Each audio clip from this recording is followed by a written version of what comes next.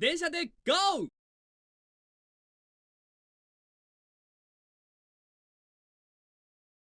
When the original Densha DenGo arcade machine launched in early 1997, an enormous part of its appeal was the realism, a carefully reproduced driver's console replete with operating levers, working dials and a foot pedal for the horn.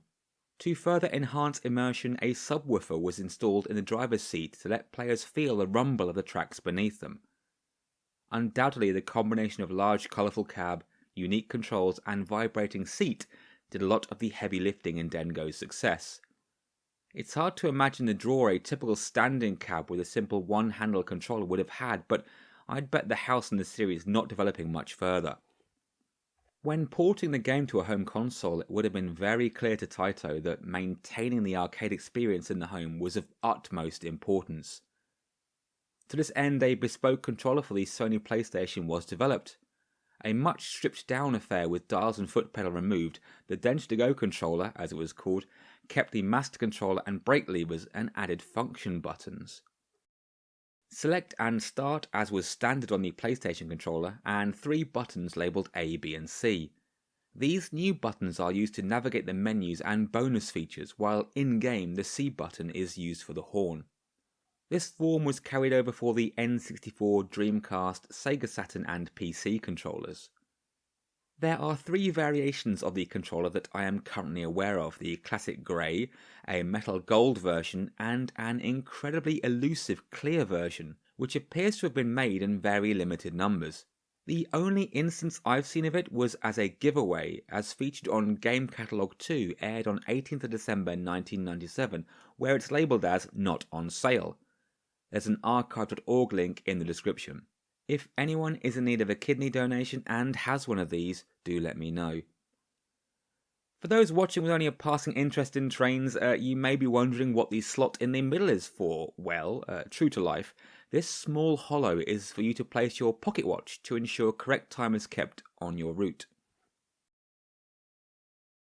How does it work? Well, the first time I picked it up, I thought it might be using a potentiometer like an old Pong controller, and the clicks simply stop the lever at set resistances. A simple, cheap, but inelegant way of doing it. In actuality, the internals are even simpler than that and far more reliable.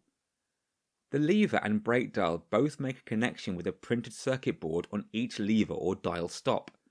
Each of these copper pads allows a circuit to close and register as an input.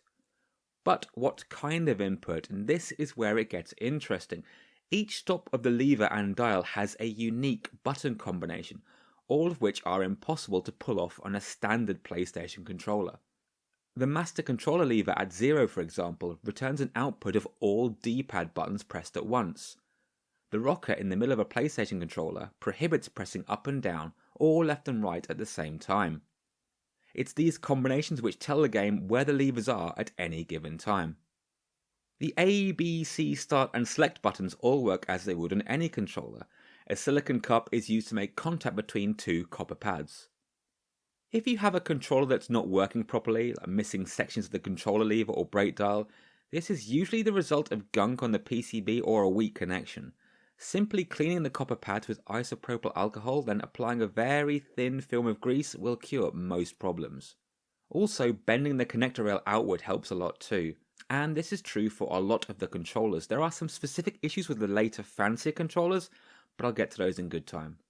There's also a small strip of metal that gives feedback when shifting the handles. You can bend these slightly to increase the resistance if the lever movement has become soft. Similarly, there is a spring on the Masukon lever that can be tightened to increase lever resistance and snapback.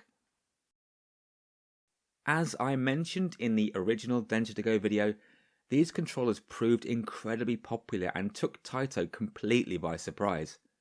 They sold out within days, and additional shipments from the Taiwanese factory were ordered to be delivered by sea. Panic at Taito HQ over the lack of controller availability during the lucrative New Year's holiday period was further increased when one of the 2 ships laden with DenGo controllers vanished on its route to Japan. Togakushi Noriyasu, head of development of the home port of DenGo on the PlayStation, was ordered by the head of Taito to find that ship and get its cargo immediately. The missing ship, an older vessel, was later found to be hiding from rough seas. This did not help Taito a great deal, and the controller shortage lasted until spring 1998, resulting in a flood of angry calls from resellers and railfans. The controller remained a strong seller for a long time afterwards, with compatibility for many PlayStation and PlayStation 2 Densha Go games. Owing to the huge numbers sold, they are readily available and pretty cheap to import, and it really does make a difference. Personally, I'd like it to be a bit heavier, but there's plenty of room inside for some weights just to give it a bit more heft. It's a given that this is the best way to play the earlier DenGo games, seconded by the Masukon and then the one-handle controller. Ranking them like this may seem like the one-handle is no good, but a better way to look at this would be in terms of S, AA and A ranks. These controllers are all amazing, and far easier to use than the standard pad. Well, I think that will just about do us for this episode. I'll be back with more Sidetracks where I'll look at other ephemera from the world of Densha Go. Thanks for watching, and I'll see you at the next station.